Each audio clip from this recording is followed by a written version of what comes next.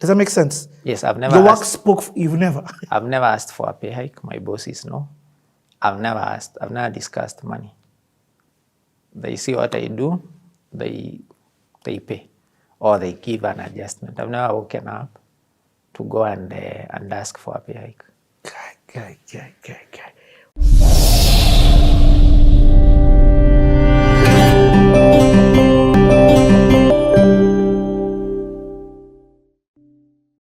So I finished the JQuat. I even got a job. That job I was describing, KCB, but I didn't pursue it. Then now I needed to do an office setup internship for the MBA. That's how I ended up in Centum in the office. Then I ended up in a department called real estate. It's part of the department that owns parking. Then there was Chris. There was Lawrence had left. There was Chris Ochieng was the boss. And then there was Zakaria Chira, an engineer. He was the guy in charge, the project manager. Yes. And then now Kevin Kamemba, who's the numbers person, very successful. And now there is Ken Mbae. So I go to the office. And the office is in town? In town at International. International so I used to go House. there, but when I used to go pick the parking thing and go. So I never used to spend time there. Now I'm required to be there on a permanent basis. Okay. So what year is this that you start? That's 2012, I think. And you're doing this just as a way to do this. You asked for it so that you could graduate. Because you need this to graduate. Yes.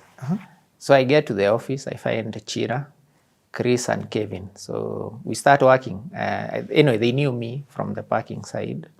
So we start working. What does work look like in that? Chira had all manner of work. He was a tough boss. So we started by doing research. So there's 2 rivers land that had been acquired. It needed to be fenced. So that was my work and Mboro to go to 2 rivers and make sure the fencing is complete. What? Yes. 2 rivers in its... It was a napier grass. There was nothing there. Wow. Yeah. And it had some people who were there. People were farming napier grass and other things there. So illegally or squatters or no, legally. Legally, yeah. Okay. So we finished the fencing. So I used to go to be there, go around. There was nothing.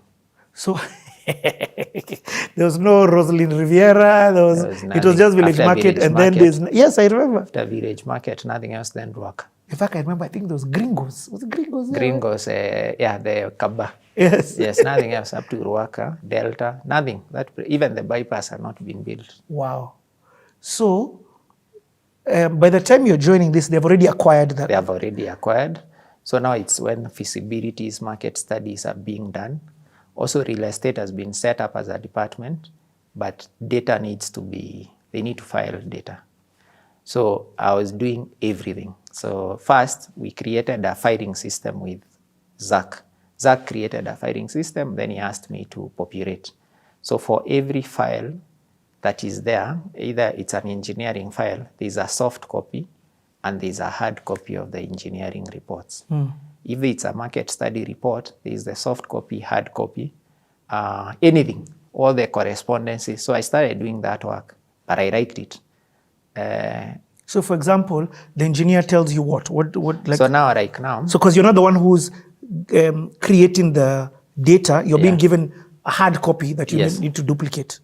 So there is let's say there is the hydrological report. Okay. This is just a report to say there is water. Yes. So they have done studies, they have done inspection of site, they have put together the background of the water table, I don't know, aquifers. Yes, they have ended up anyway demonstrating value for money and put together a report that says if you are to drill boreholes, it will be this point, that point, this point. Yes, and this how much liters you can expect to get. Or a design, a survey report. A surveyor has checked all the beacons, done references. Yes. They have put together a report. The architect has done a concept. They're saying, given the site, given the sunrise, the sunset, this is how it would look like, a perspective from the north, east, south. Yes. They've put together these reports. Then there are correspondence on all manner of things, proposals. So I'm the one who was putting those together. and firing them. Just from that, were you being educated? Were you getting educated about this world? I read each one of them to sufficient detail. I used to read them thoroughly and file because I needed to know. Remember, I have no background in real estate. So if a report is being asked for, you need to know what to I need to know which report it is. So I read them, and I know I was curious. I would read, and then is it Dubai Mall that had just been finished built? It was the largest mall. So YouTube was full of a lot of engineering work and design work from Middle East. So I would watch, connect, and understand. Then when there are meetings, I'm the one who was taking minutes. So some of the terms of design, architecture, I didn't know them. So I would leave a dash there or not, write my own words, then go watch, then tomorrow I would come and do a public plaza, I don't know, a piazza, all manner of things. Then I was meant to do research to understand every single building in Nairobi. No way. That was my own initiative, because you are appointing research firms to undertake research on behalf of us. So how do we verify that they went and what they are talking about, that their apartments, their shopping malls, it's true? It's true. So that was my work. Hey, Ken. Let's move slowly here because my mind sees, like, I'm very blown away by this conversation. Yes. My mind sees, it's like yours a bit, I'm seeing the third degree perspective. Yeah. So first and foremost, this is not what you went to study. Yes. So you are teaching yourself to teach yourself. You have, I keep saying, majority of people spend time on YouTube watching entertainment over education. Yeah. You looked for a source to find the education to learn about the industry. Yes. So that's where you learned about this whole thing from Dubai. Yeah, and I knew this story of biochemistry, that had come to an end for me. I knew that one, but I needed something on the line of business. So now something But happens. Also another thing, what has happened, again, and sorry for interjecting, but also sorry, not sorry, because I don't want you to run over this quickly. This is what you are doing in the sports club. Correct. On steroids. Yes, yes. It's now that you've just been added more, but it's the same thing, bigger responsibilities. Yeah. So now the research bit, I started doing research. When I joined Centum, there were 11 employees or thereabout. The cab used to use Kenyatta as the taxi company.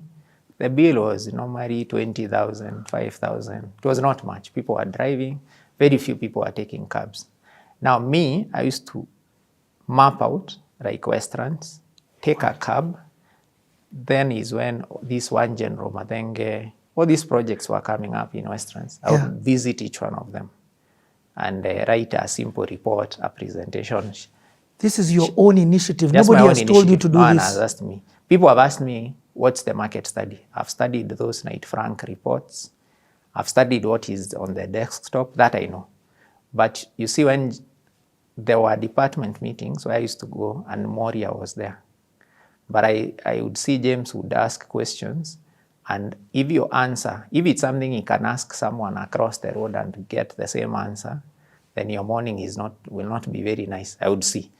So I never wanted to be asked and provide a pedestrian statement. Oh my God. So I started, it's ending somewhere. So I would visit all these projects. There isn't an apartment block that was built in 2012, 2013, even 2014 that I've not been into. There wasn't a shopping mall. That is when to Rivers, TRM, Gariri, all these things were coming up. I'd gone to all of them. I would go take a letter of offer, promise the company I work for, they are interested. So I would know. Then people started teaching me how to sell. Yes. Meet sales people there. They teach you how to sell indirectly.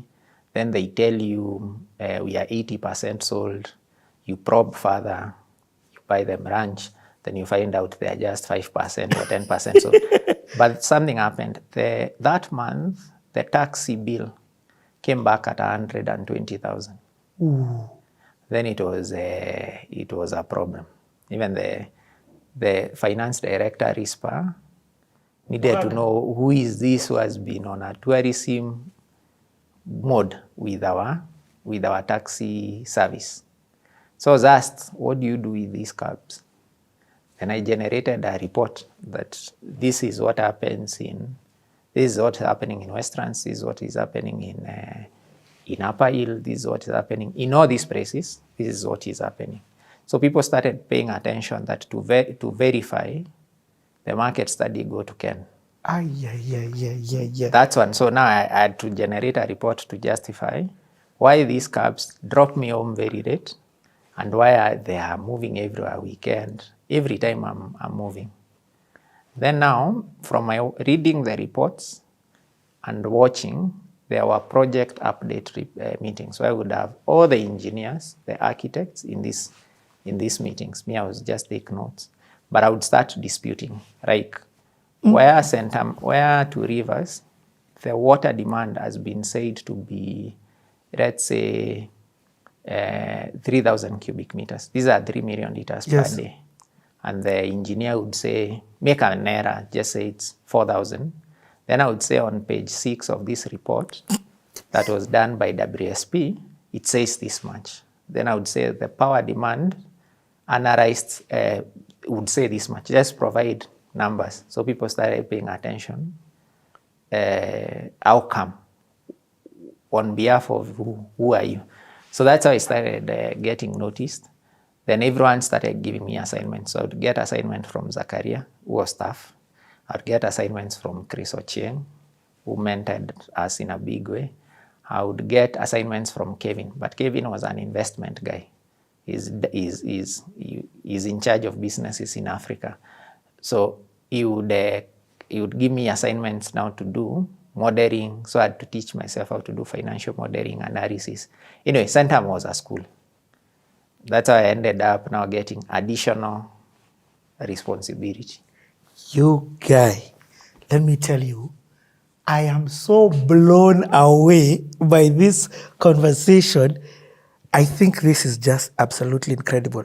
Your mind, your understanding, your thing that you said, go up, above and beyond. It's one thing to say it. Now you're showing it. Yes. There's something you talked about, the taxi bill. Yeah. It's very funny how the company has, actually not very funny, isn't it interesting how the company had an issue with the taxi bill on the basis of how much it costs. But the moment they understood what it was for, yes, because you provided facts, yeah, the money wasn't an issue. Yes. In fact, they were very happy, I'm sure. Yes. And then at this time we're being trained, the beauty at Centum, there were trainings every Friday on something. So at any given time, there is a leadership training. Then now I got confirmed, got a After how job. long? After working for a year. After a year? Or so in this internship time, you are earning basically... that year or so. Base pay? Yeah. I never went to ask for anything. It's just one day Chris asked me, now, Ken, you've been here, have we ever given you a rate? I said no. Then they gave me. Ah, my God. This city is so good. Like, you know, your story is breaking the lies, okay, not the lies, the narrative that is there on how to progress in life, how to get jobs. You're talking about going up and above beyond. You're talking about you let your work show, you didn't go and ask. Does that make sense? Yes, I've never Your work spoke, you've never. I've never asked for a pay hike. My bosses know. I've never discussed money. They see what I do, they pay, or they give an adjustment. I've never woken up to go and ask for a pay hike. Guy. What a different narrative. I mean, I'm sorry, guys. This one is heavy for me. This is such an incredible story. We're coming back in a few. Ponder this episode. In fact, not even ponder. This episode needs to be shared with as many people as possible under the age of 35. Share it.